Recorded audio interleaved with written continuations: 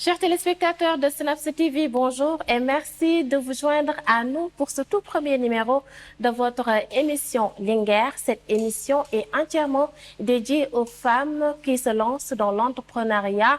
Ont-elles une perspective différente en matière de business et de gouvernance d'entreprise? Les réponses vous seront apportées tout au long de cette émission. Et nous avons le plaisir d'accueillir sur notre plateau l'une des Linguères du Sénégal, Issa Diop Saro, entrepreneuse sociale et fondatrice de l'entreprise Mbourou. C'est une entreprise agroalimentaire spécialisée dans la valorisation des produits du terroir sénégalais dans le domaine de la boulangerie et de la pâtisserie. Son réseau est essentiellement ou principalement constitué de femmes. Bonjour Issa. Bonjour Adjara. Merci d'accepter notre invitation Issa. Et aujourd'hui, nous allons explorer le thème femmes et entrepreneuriat. Quand l'engagement social prend le devant de la scène, cette discussion va mettre en lumière comment ces femmes transforment la donne en utilisant l'entrepreneuriat comme levier pour le bien social et comment elles réinventent le rôle des entreprises pour façonner un avenir positif au Sénégal. Alors Issa, pourriez-vous nous expliquer comment les entrepreneuses intègrent l'engagement social au cœur de leur modèle d'entreprise? Alors c'est très facile Adjara, il faut savoir que dans l'ADN même de notre culture sénégalaise, nous avons justement cette dimension sociale qui est intégrée au niveau de notre écosystème, au niveau de notre société, au niveau du fonctionnement quotidien de l'ensemble justement des actrices qui forment justement cet écosystème entrepreneurial ici au Sénégal.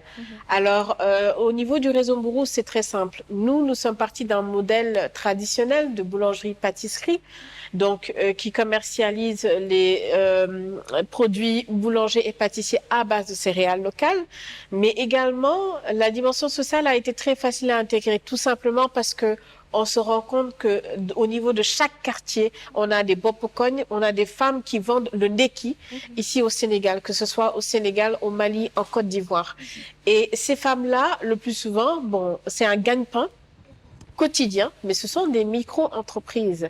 Donc, ce que le modèle justement de Mbourou a apporté, c'est cette connexion entre la boulangerie-pâtisserie, non seulement traditionnelle, mais également l'intégration de nos céréales locales, donc le mil, le maïs, le sorgho, le ndebadaï, le fognon, le bouilli, le bissap au niveau en fait, des pâtisseries et la connexion entre ces femmes-là qui sont également des linguères parce que chacune à son poste, on leur a intégré au fait des kiosques de vente qui leur permettent justement de revendre ce pain-là, ces pâtisseries-là, mais dans des conditions d'hygiène qui sont beaucoup plus adaptées à justement l'environnement et également à peut-être le dynamisme que nous avons maintenant au niveau du Sénégal pour pouvoir avoir un développement entrepreneurial sain et périn.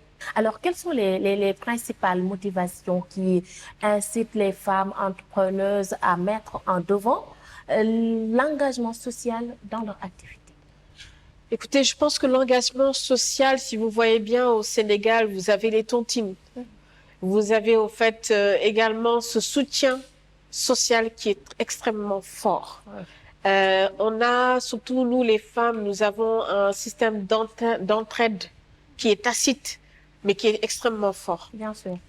Au niveau, au fait, du réseau que nous avons pu construire, moi, par exemple, j'ai été intégrée, cette idée-là avait germé dans ma tête, mais je l'ai beaucoup cultivée avec une dame qui s'appelle Khady Faye, de la GIE de Kermo Doulena Diop de Ngaparou, que je salue au passage, et avec qui j'ai beaucoup cogité parce qu'elle aussi, elle travaillait justement dans le domaine du neki, de la vente de pain depuis 30-40 ans. Et donc, on a discuté, on a beaucoup échangé et c'est au fur et à mesure qu'on a commencé à interpeller des linguères, des femmes, au fait, du quartier de Ngaparou, à gauche, à droite, et qu'on a commencé à construire ce réseau-là. Maintenant, ensuite, bien sûr, au-delà de construire ce réseau, il y avait un dialogue social à tenir, un discours également à tenir pour que les gens puissent travailler ensemble. Donc, que les lingers puissent travailler ensemble. Si l'une avait des difficultés au niveau de son point de vente, qu'elle puisse, au fait, échanger avec l'autre, etc. Donc, je pense qu'au fait, nous, en tant que femmes sénégalaises, nous sommes extrêmement conscientes de notre rôle dans la société. Bien sûr. Nous l'assumons également, Bien sûr. mais également nous avons justement cette communication, cette cognitivité que nous avons entre femmes et on se soutient entre nous et ça fait au fait que lorsqu'on co-construit un réseau, il devient fort. Bien sûr. Alors, comment l'entrepreneuriat féminin axé sur l'engagement social peut-il contribuer à résoudre des problèmes sociaux? Adjara, au Sénégal, les femmes sont des soutiens de famille. Bien sûr. Bien sûr. Parfois, lorsque le mari ne travaille pas, et même lorsque le mari travaille, c'est elle qui paie la scolarité des enfants. C'est elle qui veille à ce que on ait quotidiennement un panier qui puisse pour faire la cuisine, pour faire le déjeuner, pour faire le dîner. Parce que tout simplement, parfois, il y a des aléas de vie et puis la vie est très dure en ce moment. Et ce sont des soutiens de famille. Et elles doivent travailler. Ce n'est même plus, au fait, un choix, c'est une obligation de survie. Donc, c'est pour répondre à votre question. Les femmes qui sont intégrées dans le réseau, certes, la plupart, en fait, travaillaient dans ce domaine-là avant. Mais ce qu'on a apporté, c'est une structuration par rapport à comment travailler, comment mieux vendre, avoir une perspective par rapport à ses commandes, organiser ses commandes, avoir un visuel par rapport à son chiffre d'affaires demain, après-demain par rapport à hier, se discipliner par rapport également à la gestion dans le quotidien et pouvoir justement distinguer, avoir des avantages parce que lorsqu'on a un point de vente qui est brandé ou c'est propre ou c'est joli ou c'est carré, ben dans ce cas-là, on a plus de clientèle. Des personnes qui n'osaient pas s'arrêter lorsque vous étiez peut-être dans une table en bois peut maintenant s'arrêter parce que tout simplement votre point de vente est conventionnel. Comme on dit au Sénégal, en même temps, voilà, quand vous vendez avec certaines règles d'hygiène. Vous n'utilisez pas le papier soleil, vous utilisez l'emballage. Tout ça, ce sont des choses qui sont utiles et qui font augmenter la clientèle, qui font augmenter votre chiffre d'affaires quotidien et qui vous font mieux, justement, qui vous aident au quotidien dans ce rôle de soutien de famille que vous avez. Alors, en quoi l'engagement social peut-il influencer la croissance et la pérennité des entreprises créées par des femmes? L'engagement social donne un support pour mieux développer les activités. On se supporte l'une l'autre pour pouvoir mieux développer l'activité de chacun. On va voir par exemple que notre chiffre d'affaires est à 10 000, 15 000, 20 000 par jour, 25 000 jusqu'à 40 000, 50 000 par jour. Ça dépend des points de vente. Et on se dit on peut aller plus fort, on peut faire mieux.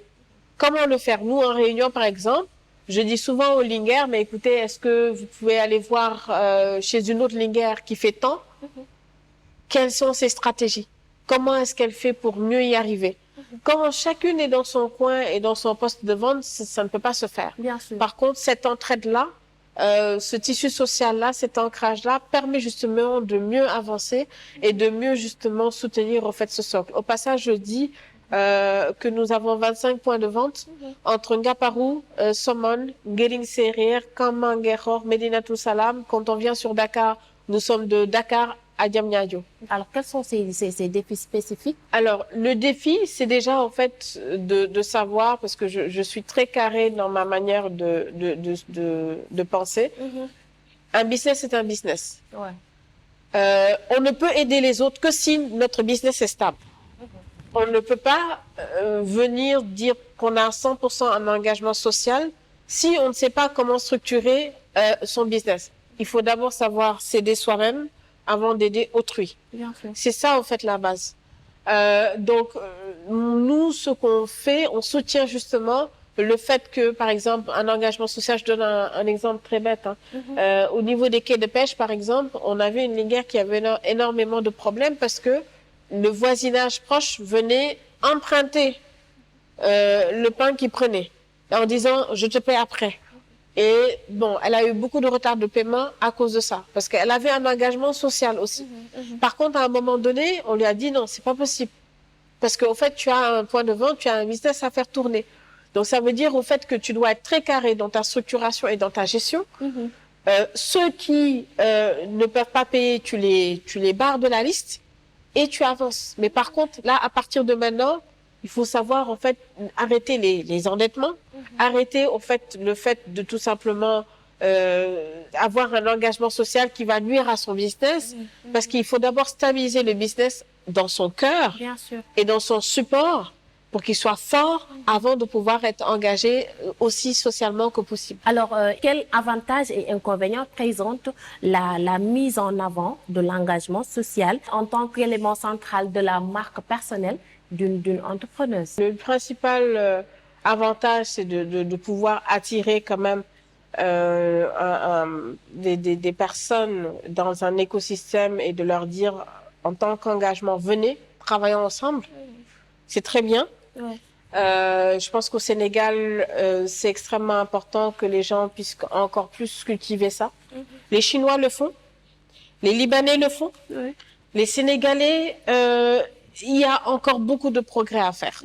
Je pense que ce serait encore plus intéressant qu'on puisse mieux avoir cette mentalité de travailler ensemble, main dans la main, ensemble, en réseau. Ça, c'est extrêmement important. Ça, c'est vraiment l'avantage majeur. Le désavantage, comme j'ai dit, c'est qu'il faut toujours trouver un équilibre. Il faut être très structuré. Moi, j'ai fait des études assez avancées. Je suis très carrée, en termes au fait de structuration. Ouais. Et pour moi, déjà, les chiffres, c'est extrêmement important de pouvoir analyser les chiffres Bien sûr. et de se structurer. Donc, il faut avoir un équilibre entre le business et tout ce qui est stratégie sociale. Mais est-ce qu'il y a des femmes entrepreneuses qui sont dans cette voie-là? Absolument. Beaucoup le sont. Par contre, c'est vrai que c'est bien en fait de pouvoir avoir des indicateurs de performance pour pouvoir s'appuyer sur ces indicateurs-là et pouvoir évaluer les metrics, comme on dit, c'est-à-dire d'année en année, voir selon ces indicateurs quel est le rythme de progression, comment est-ce qu'on peut mieux améliorer notre stratégie sociale, quel est l'impact de cette stratégie sociale-là en termes de valeur et de vision. Est-ce qu'on l'applique en interne également pour que tout le monde soit dans le même, dans cette même justement vision globale, etc. Ouais. Alors, comment les initiatives entrepreneuriales axées sur l'engagement social peuvent-elles encourager d'autres femmes à se lancer dans les affaires? Les initiatives, excusez-moi, sont assez multiples. Maintenant, doivent être adaptées au domaine de compétences, au secteur. On est dans une conjoncture économique là en ce moment assez difficile pour les entreprises aussi. Donc ça veut dire que lorsqu'on est en contraction, en récession économique, forcément les entrepreneurs vont un peu plus se replier sur eux-mêmes et moins faire attention à la stratégie sociale. Donc tout ça en fait ce sont des points à prendre en compte pour pouvoir en fait mieux structurer justement les avantages et les inconvénients de la stratégie sociale. Mais il y a énormément d'avantages. C'est juste que là, en ce moment, c'est vrai qu'au Sénégal, on est dans un contexte économique très complexe, mais même dans ce contexte-là, il est possible justement de pouvoir structurer l'activité. Alors, quel conseil pratique pourriez-vous donner aux femmes souhaitant créer une entreprise plaçant l'engagement social au premier plan de leur démarche entrepreneuriale? Alors, le conseil est simple. Tout d'abord, c'est extrêmement important. Le chemin d'un entrepreneur est ardu et difficile. Donc, il faut avoir la tête dure. Ça, c'est de 1. Il faut avoir le cœur bien accroché. Ça, c'est de 2. Il faut avoir également, disons, un physique, quand je parle de physique et mental, justement, adapté à toutes sortes de situations. Et également, surtout, avoir un équilibre, parce que c'est extrêmement important d'avoir un équilibre. Quand je parle d'équilibre, je parle au fait en termes dans des aspects économiques du business, comment mener le business à bien, parce que c'est une barque qu'il faut mener justement à bon port.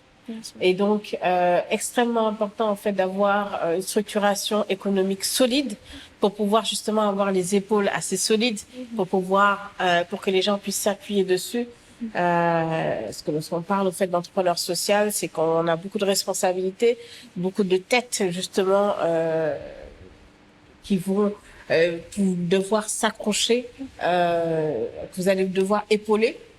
Et donc c'est extrêmement important de pouvoir mener cette barque-là à bon port. Donc c'est une mission assez ardue, très compliquée, mais lorsque le cœur est bien accroché, voilà, je pense que chacun peut y arriver. Nous sommes au terme de notre émission. Issa, le mot de la fin? Alors le mot de la fin, c'est vraiment encourager tous les entrepreneurs, parce que l'entrepreneuriat, je l'ai dit, je l'ai redit, je le répète, ce n'est pas un chemin facile. Par contre, j'ai choisi de faire mon métier à travers ma passion. Donc, je vis au fait ma passion au quotidien. Ça fait que ce n'est pas un travail, c'est quelque chose qui nous consume. Mais par contre, c'est vraiment le moteur. Hein. C'est le moteur qui permet vraiment d'aller plus loin, de frapper plus fort et de vraiment pouvoir pousser encore vraiment de toutes ses forces. C'est extrêmement important de pouvoir avoir ça en tête, hein, parce que comme j'ai dit, le chemin est très compliqué. Mais lorsqu'on fait au fait, lorsque notre passion devient notre quotidien, là c'est beaucoup plus facile pour chacun. Nous vous remercions, Issa Diop Sakho, d'avoir pris le temps d'accepter ou de participer à cette émission. Merci à toute l'équipe technique pour la réalisation.